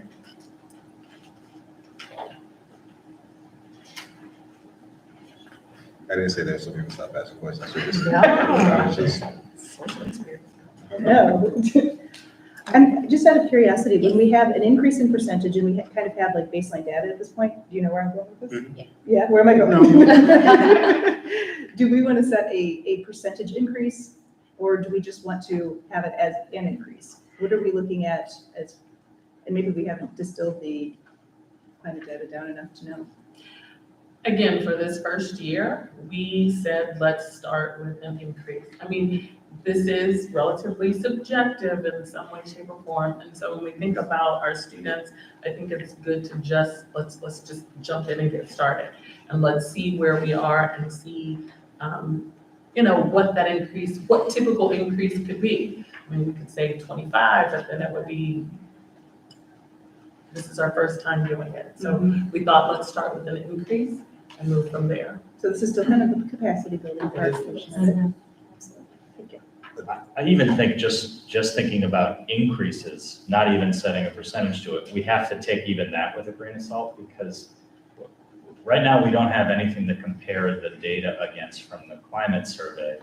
We might have, there might be selection bias, there might be response bias in those numbers. They might be artificially high instead of artificially low. So like I'm trying to think about just keeping a grain of salt with how we even interpret increases. Another, I really appreciate the board's questions at the workshop, which really, even if you weren't at the workshop, as a team, we brought those notes back to our team as we thought about all of our classroom results policies, especially those indicators that are directly related to our survey results. Because the board posed some great questions in that setting. As a student in this case, as I'm taking this, am I talking about myself or am I talking about my perception of others? And so we're doing some additional work with Hanover, like, we want to ask the same questions, but how are we making sure that we prepare students to talk about their experience on a personal level and or their perceptions of their environment around them, because those were very valid points as far as, because I think about a question much differently if you're asking me my perception of others compared to myself. I think that's a conversation John, you and I were having about that Yeah. too. I'm glad that I appreciate that being kind of surface. Yeah, you said you already took that back to them. Yes. That's awesome. R3.1.3, each student will develop knowledge and skills to lead healthy, self-fulfilling, self-directed lives. Accordingly, each student will achieve personal goals in the following areas: emotional well-being, including recognizing, processing, and expressing their own thoughts, feelings, and behaviors to navigate life's challenges and maintain positive self-worth. The definition stays the same, and we added self-worth, which shall mean an internal state of being that comes from self-understanding, self-love, and self-acceptance. Indicators for this one, indicator 1, increase the percent of students responding agreed or strongly agreed to the question. The school develops students' abilities to manage emotions on the VASD climate survey. Indicator 2, increase the percent of students responding agreed or strongly agreed to the question. My school develops students' mental health and well-being on the VASD climate survey. Can I just share an appreciation for those questions? I like that the word develops is in both of those questions, because the intentionality then that as a district, we are actively doing something to support that. I like the connection and the phrasings of those questions and how that really ties to kind of the purpose of the work that we're doing. Thank you, and some of that work will be, so for this year, K-8 is doing second step, so those are those skills, and then we also have rhythm, which does that data check-in, so it's different things that are building those skills. R3.1.4, each student will develop knowledge and skills to lead healthy, self-fulfilling, self-directed lives. Accordingly, each student will achieve personal goals in the following areas: moral and ethical character development, including respect, empathy and compassion for others, and accountability for their own actions. There was an addition to the definition of terms. specifically respect and empathy. Our indicators include indicator 1, increase in percent of students responding agree or strongly agree to the question, my school develops students' sense of moral and ethical conduct on the VASD climate survey. Indicator number 2, increase in the percent of students in grades 3 through 5 responding agree to the question, students at my school respect people who are different from them on the climate survey. And indicator 3, increase in the percent of students in grades 3 through 5 responding agree to the question, my teachers help students see other people's point of view on the climate survey. The definition of ethical refers to identified standards of conduct. Any in particular identified, or is that in general, or does it refer to a specific code of conduct? We would be talking about in general, however, we would also consider our code of conduct that we use in our school. So, I mean, when we're thinking about our students, that would be the closest thing that we can really relate to, that we could say is common for all of our students in the setting. So it's kind of a broad umbrella, and our code of conduct is one of the identified It's one. standards of conduct, but not the only. Okay. 3.1.5, each student will develop knowledge and skills to lead healthy, self-fulfilling, self-directed lives. Accordingly, each student will achieve personal goals in the following areas: physical development and wellness, including making healthy and informed lifestyle choices. The definition of terms are the same, and so our indicator is ensure alignment of human growth and development curriculum to DPI standards for health education. Again, a shout out for intentional instruction, because it's in the, right, it's in the interpretation. So I appreciate in the holistic view of all of this, that there are moments that we can actually capture instruction around this, when maybe it doesn't feel like social emotional learning is instructional. So thank you for that, indicator. R 3.2, each student will develop knowledge and skills to lead healthy, self-fulfilling, self-directed lives. Accordingly, each student will acquire the skills necessary to self-assess, self-advocate, and design solutions to accomplish personal goals. There is a new term that we introduced here, self-advocate, and it shall mean an individual's ability to effectively communicate, convey, negotiate, or assert his or her own interests, desires, needs, and rights. And so the indicators for this one, increase in the percent of students responding agree or strongly agree to the question, schools prepare students to work hard and persist through challenges. And then indicator 2, increase in the percent of students responding agree or strongly agree to the question, the school develops students' ability to engage in self-reflection. Those are the results, policies, and indicators. I will also say this is the collective work of our entire academic services team. So we recognize that it takes the collective expertise of all of us. The other piece to lift up is that we did consider, all of our students, both elementary, middle, and high school, realizing that all of them have different levels of cognitive, social, emotional wellness and ability. Micah, as we're going through this process, so much of this is new, and so much of this is a departure from business as usual. And as I'm reading through these indicators, I'm thinking, we really tasked you with something quite challenging. Ginormous. I was thinking the same thing. Yeah. Yes, it's, and month after month, you're having to truly recreate each wheel. This is a huge undertaking. And I appreciate this has all come together in a year's period of time on each front for all of our academic services and for all of our operations. This is huge to be moving into a data-driven results accountability process.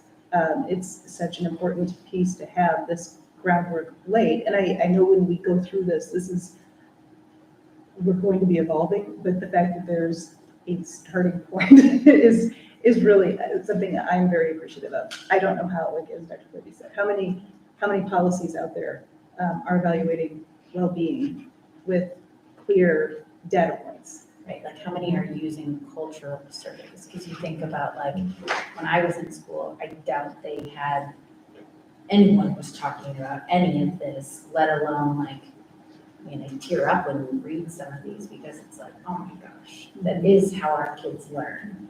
And to see you still find measurable ways in the indicators, all of you find measurable ways in the indicators is just so amazing to look at. Like, that is what an overall healthy student looks like. And yeah. And I think as we've gone through this over this year, it's like it's changed our ways of thinking these things through. And I think it'll be interesting to see in this next year how that continues to evolve for us as a board, how we're looking at student achievement and our data regularly and keeping our kids first and foremost in these discussions, and these are helping us do that. So thank you.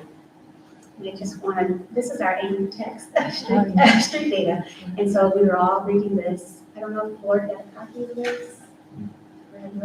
I'm happy to get copies for you. Okay. And so street data, it anchors us on that student voice, and that's what drives us in looking at the data. It's one thing to collect data, but what are you doing with it? And who are you talking to? And so we're on the ground with the students giving their voice. And so this has been a powerful text that we use. So as Tracy said, listening to our students, which is why we're capitalizing on this particular survey, there are certainly lots.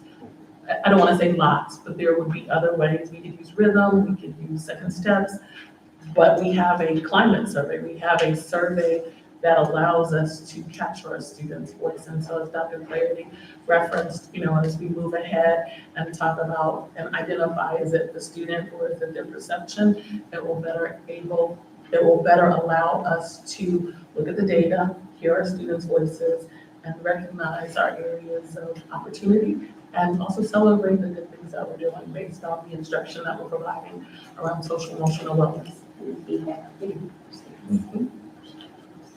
So I want to just quickly double down on what Dr. Hawkins and Dr. Jackson have been saying. The street data is definitely our grounding text. We desire that you, as a board and the community, has seen not just our focus of centering student voice, but our action steps. You saw that even in convocation. We were there last year and saw this year, centering student voice in those spaces. Do the students themselves and their messages being carried forward into our presentations. I think our minds sometimes are educators are scary places, but I want to, if you want to know how we're thinking about the work, I definitely we're happy to get copies of street data for every board member, because it grounds our why in the work, but if you also want to understand the how and what we're doing to bring this to life, through our survey, through our advisories, through centering student voice, through the strategic framework, where we have student groups, that's all grounded around not just collecting data, but the actionable steps to go along with it, and the metrics that we hold ourselves accountable to make sure that their voices are not just heard, but they result in change of practice. So, I just wanted to center that work and assure you that our team that you see in front of you are not just grounded in this work; they were hired because they believe in the work that we do. And so, those are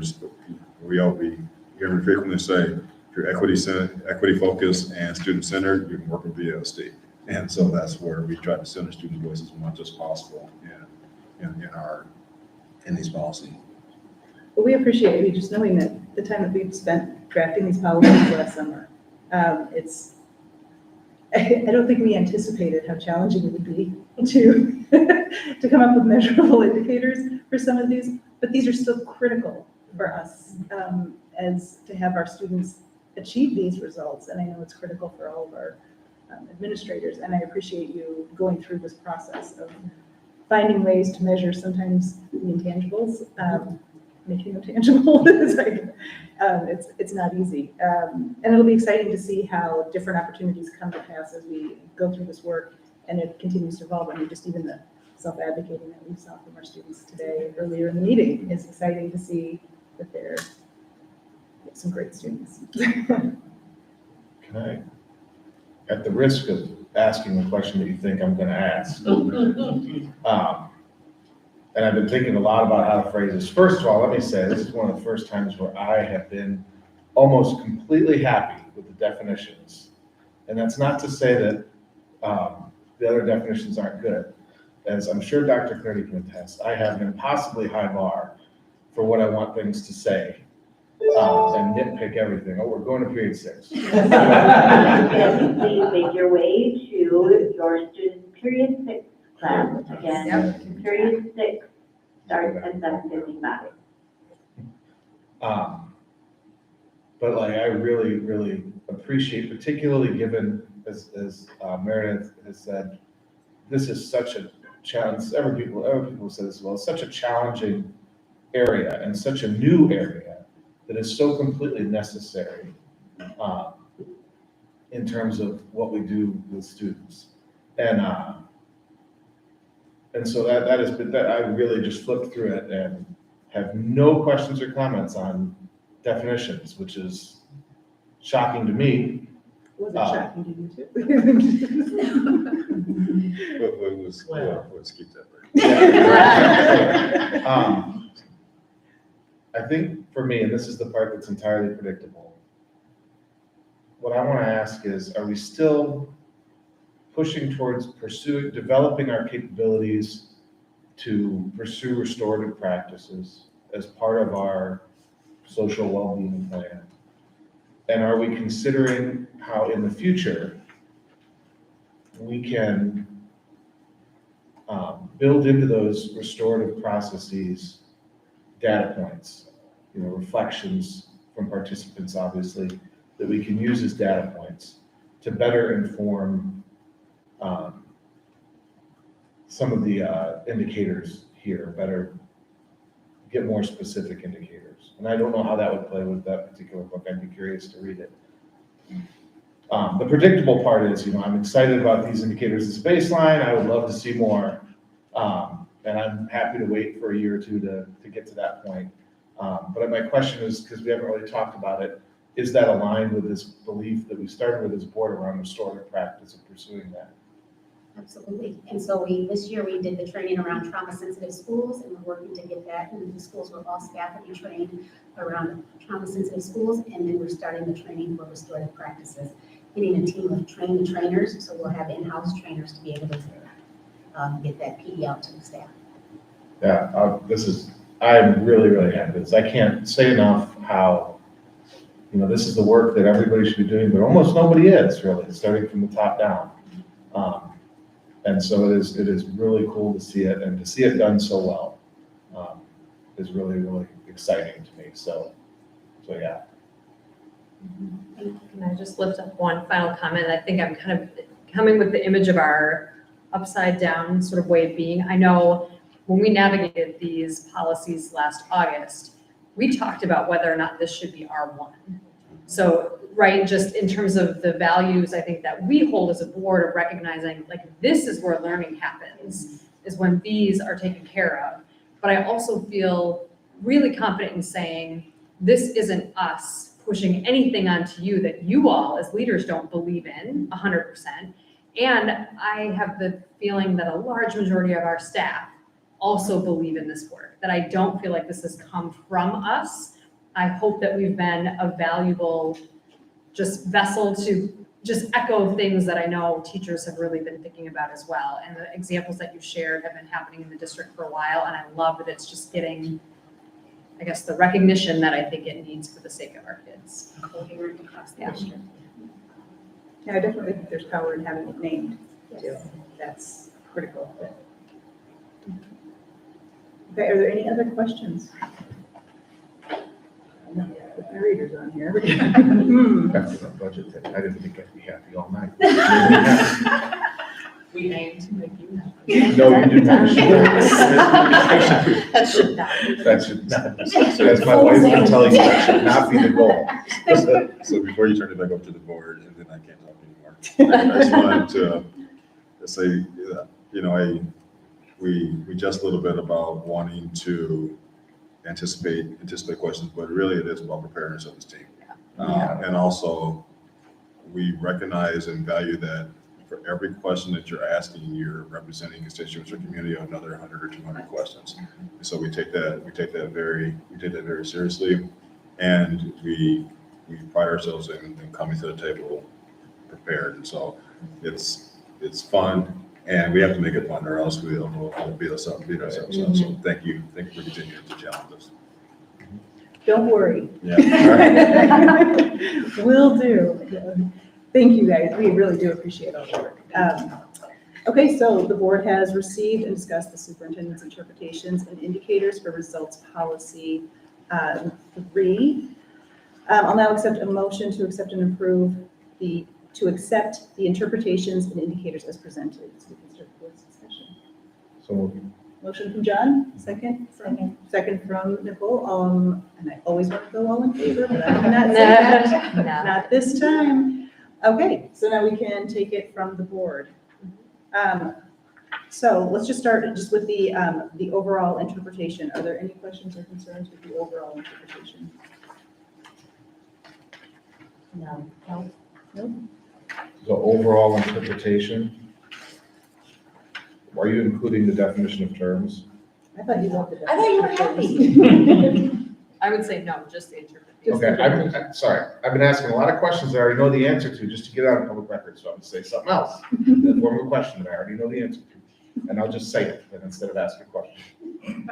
I think that the definitions of moral and ethical are really good, because they get at the heart of the difference between interpreting something individually versus interpreting something systemically, in the case of ethical. And that's commonly conflated. And so I really appreciate that, instead of asking a dumb question about whether or not it's reasonable. There, you forced my hand. Good. I like that. That's good. Yeah. Good call out. Okay, anyone else? Is this just the free-for-all now, or are we still going page by page?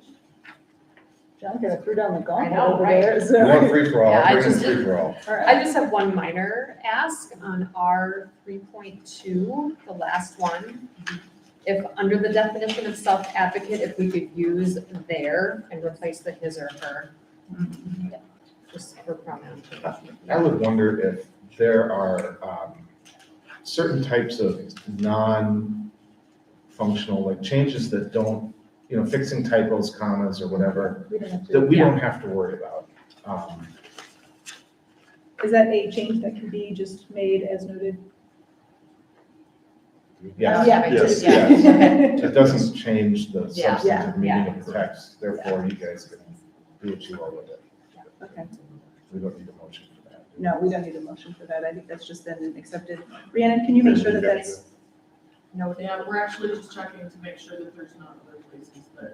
I tried to I look think also, it's- Yeah. that's, yeah, Yeah. thank you. So I'll go through and I'll make sure that anywhere that it says, his, her, that it's changed. okay, sounds good. Thank you for bringing that up. Yeah, that was, Thank you. I'm losing track now on this side of me. we're drifting into the same person. No, I'm not sure. You split me up from Nicole, so John we're gonna cause does it. problems, but now, John- we're gonna cause problems. You're gonna sit me like over there next. I miss you, Nicole. Otherwise, I have nothing else to question, add, or change, or anything. Sounds good. We will go with like that. Nicole, are there I any have questions? nothing. Joe, All good. John? Any other This is some questions? cutting edge stuff. People need to get on fire about this.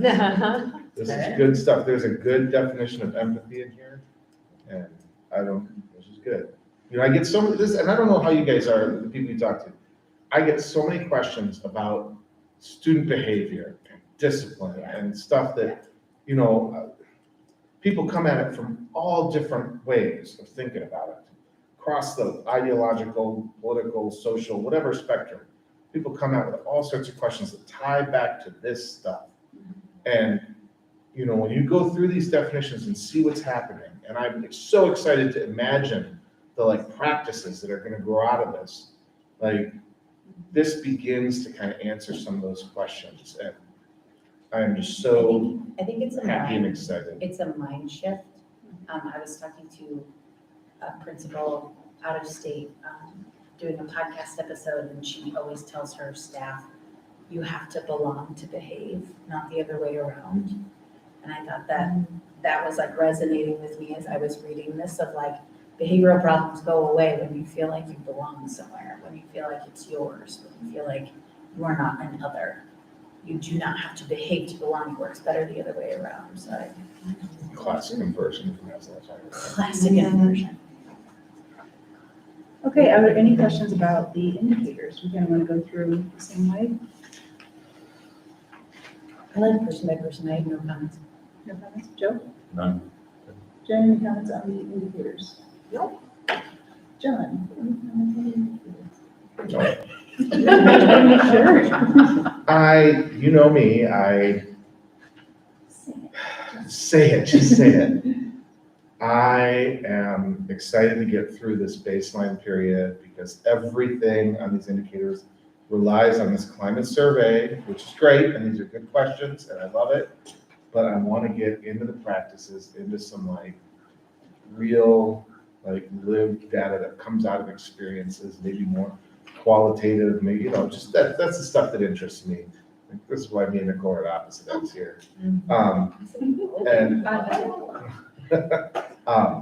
But this is a great starting point. This is fantastic. Let's do it.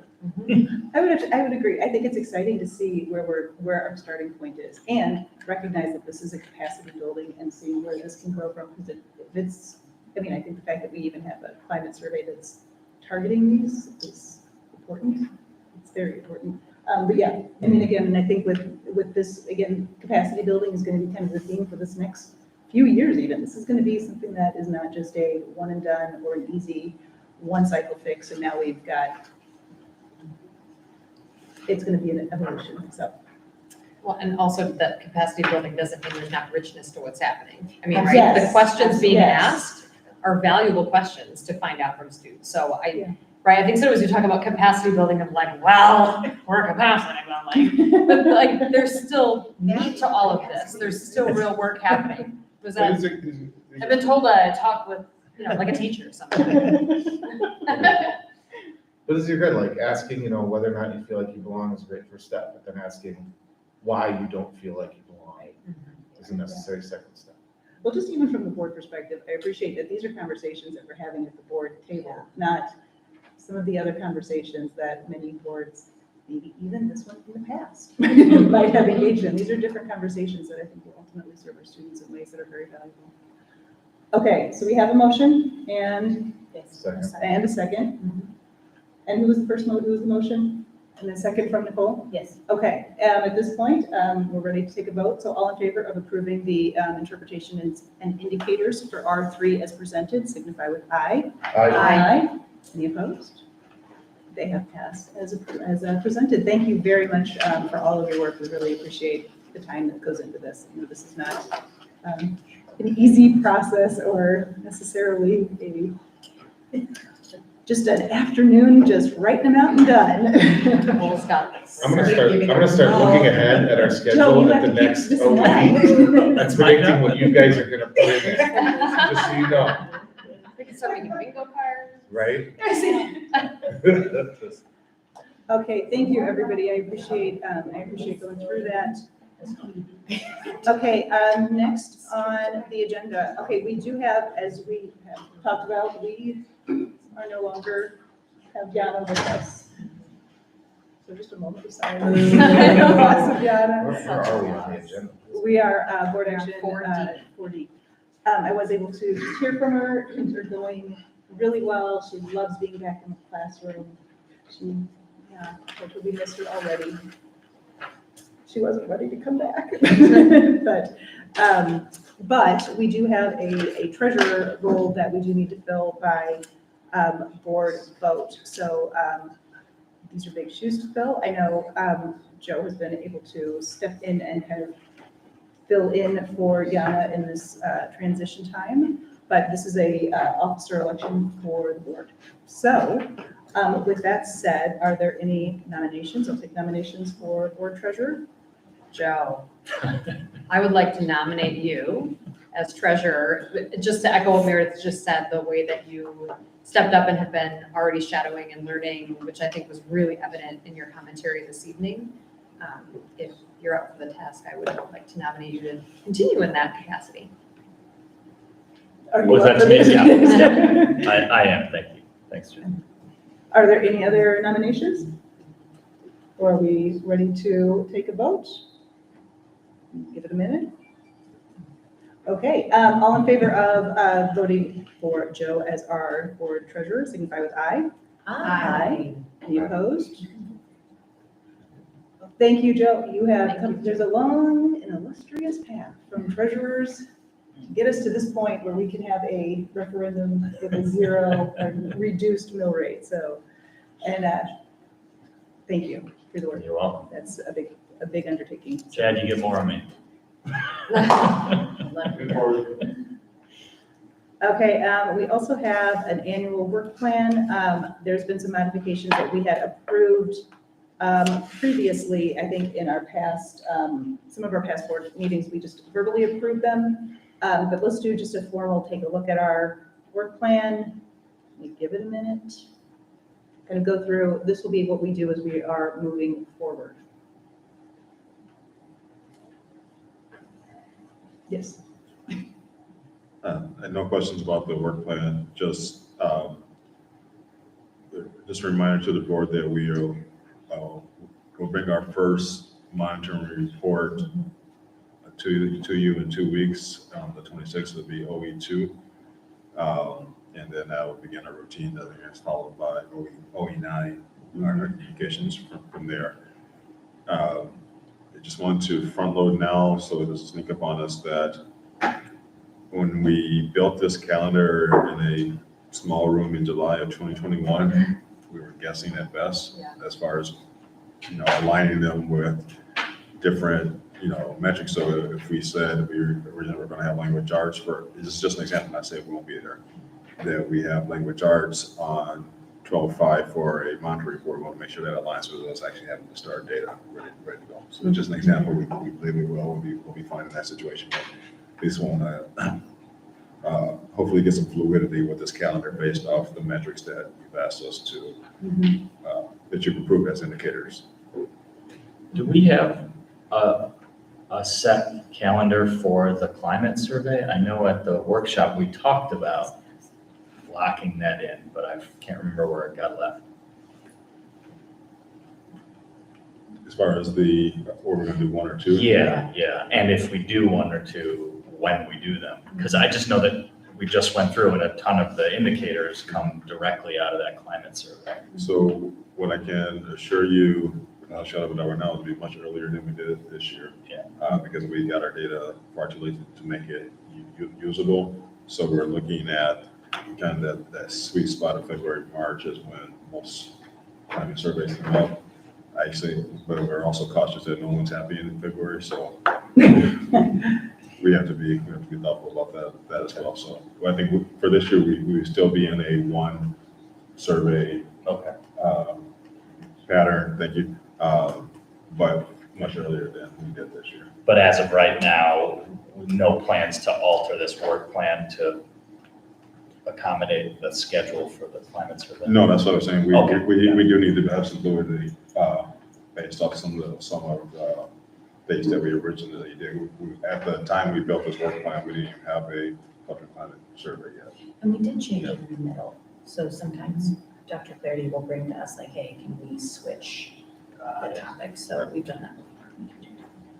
Yeah, I think having the fluidity is important. I also think it's important to have it spread out throughout the year where we're touching base on all of these policies. I think that's critical for us as a board to make sure that we're keeping this front and center of the work that we're doing. And if we need to hold on reviewing some indicators if they're hinging on data that's not available yet, I think that's understandable for sure. And I think this might be just as we go through this process, we did the first novel year, which is the interpretations and indicators. So this is almost like a new, it's step 2, our first go around at step 2. It's going to be a bit of a learning curve, I think, for the board and for administration to figure out how do we do this in a way that really maximizes the data that we have available and still keeps kids at the front of our meetings. Absolutely. And just remember, we have some OEs with 12 sections to them. So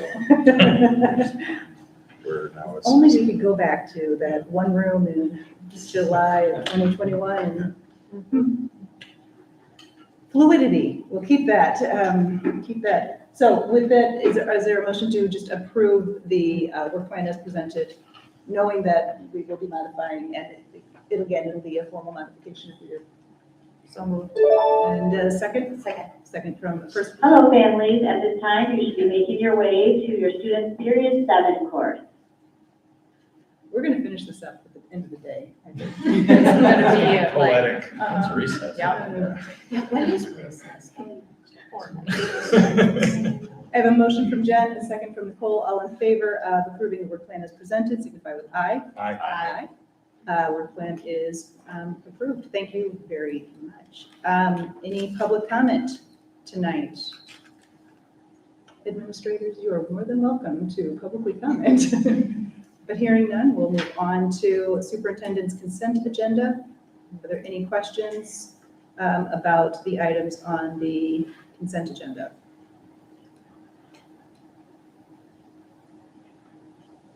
A lot of great new staff members coming into the district. Hearing no questions, the superintendent's consent agenda has been approved without question. Board consent agenda, meeting minutes, workshop minutes and meeting minutes. Any questions about the board's consent agenda? Hearing none, the board's consent agenda has likewise been approved. Future meetings, we have our upcoming board meeting, 26th, October 10th, October 24th, which will be the big one for the budget, November 7th, which will be the one right before the referendum election. Yes. At Savannah Oaks, we will need to be reminded of that multiple times. Multiple times just on the 7th to get, and then November 21st. A couple things I want again to point out to the board that we have the dates for the referendum community sessions. It'd be great to have board members there. Again, we're asking the community to trust our decision making, so it'd be great to be able to be there to talk to the community. And if I'm correct me if I'm wrong, these will all be noticed. And so we can have as many board members that are able to show up without running into quorum issues. So that would be great to see everybody there. And the other thing that we have coming up, we do need to do an appointment process. At this point, we have a very heavy calendar of board work. So my question and I guess my suggestion is that we kind of get through some of this important work for referendum work, and maybe put the appointment process on the back burner for the time being, just so that our capacity as a board is not overloaded. Is there a time, maybe I should know this as well. Is there a time that we have to do that? It's like 2 60-day periods of time, so Okay. we can push, we have the discretion to manage our board work as needed in order to make sure Let's that. effectively still do our jobs Yeah, while that's a respecting timelines in Yeah. a reasonable way. Really, Sure. Jen's just gonna speak for me, but I appreciate, yeah. So, but I do want to put it out to the board and see if there's any concerns that the board has with that approach, and kind of continue to discuss what the process and timeline will look like as we move forward. But at this point, if we're comfortable with just putting a pause, knowing that we have some big work ahead. I think it's the best way to serve the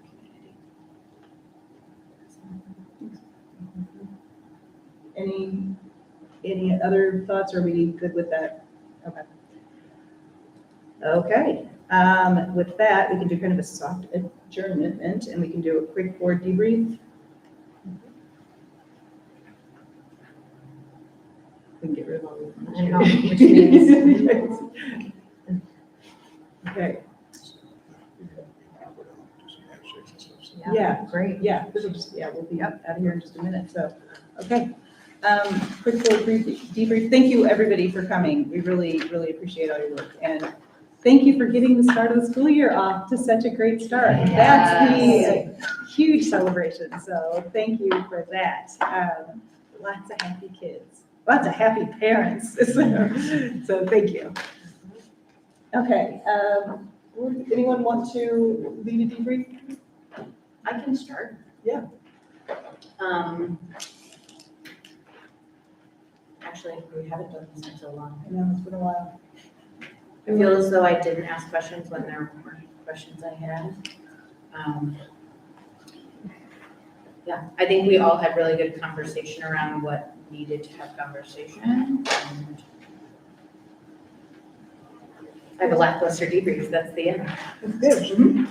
Like, you were more in the brief. I was on the brink.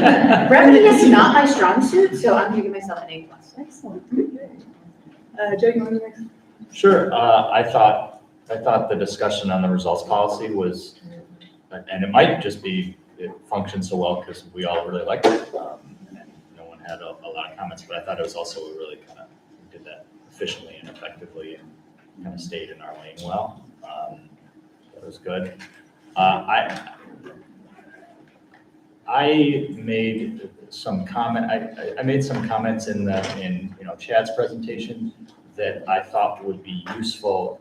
I mean, I try and avoid saying things that have already been said, but I've started to think that we need to put more things out there, even though we all know it and we all agree it and we've been over and over and over again, just to try and continually put things out into space. So I tried to do that a little bit more today than I think I've had in the past.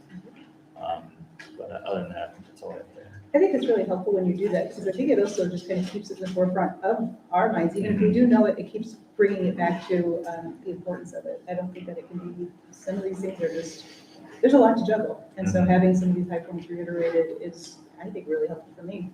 So I appreciate that. Jen, anything for?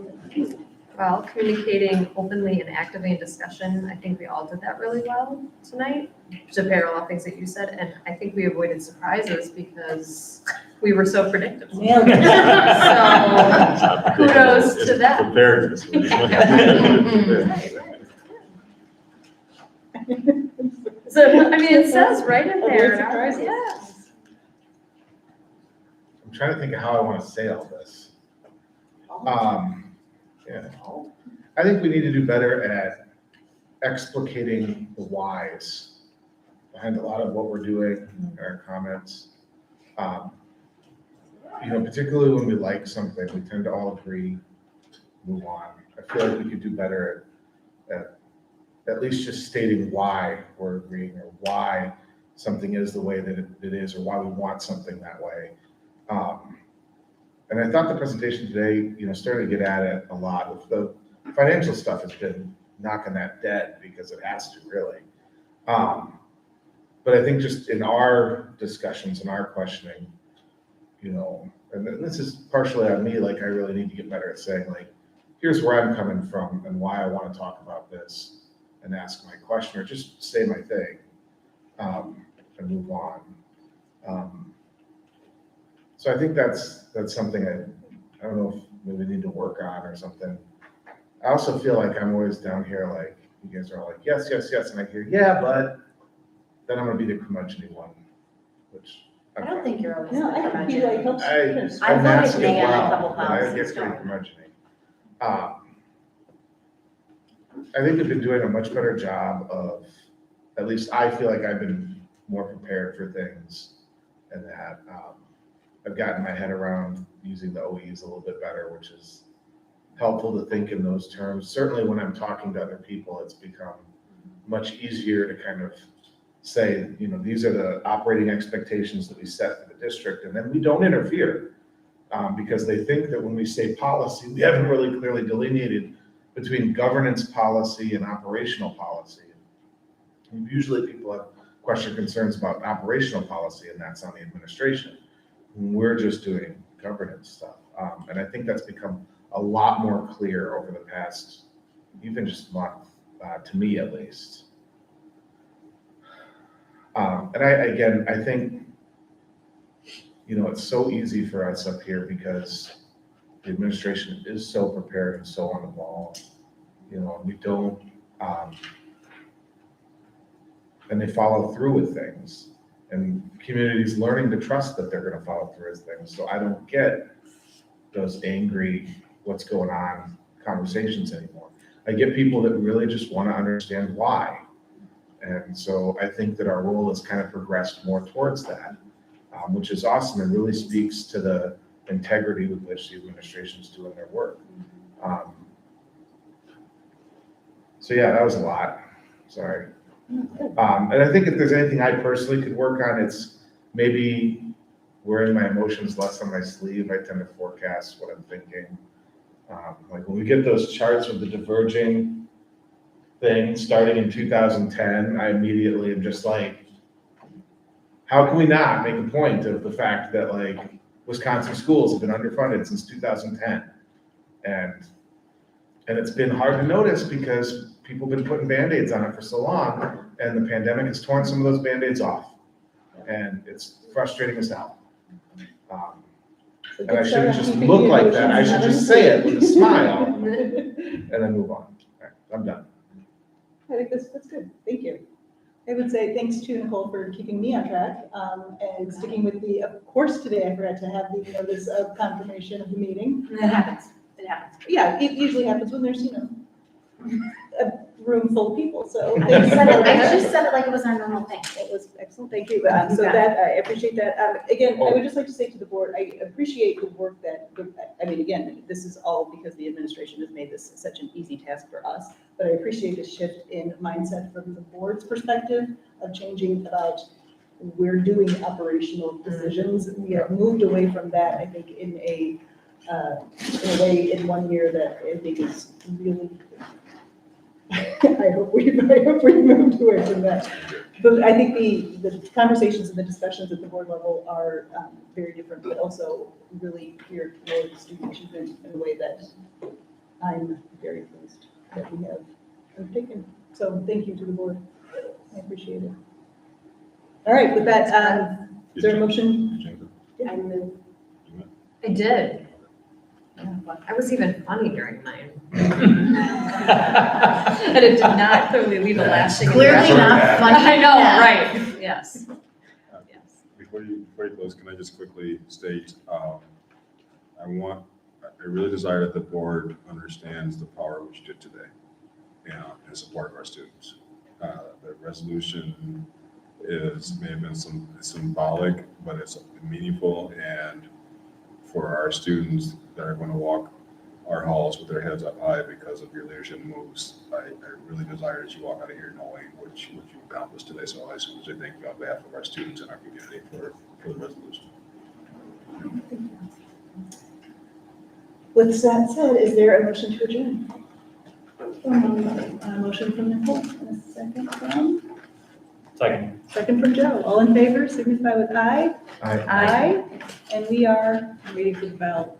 I know, right? I could tell you were dragging a little bit. It's never timed it exactly right. Oh, second. So we technically skipping right now. What? Oh, no. That takes me right back to high school.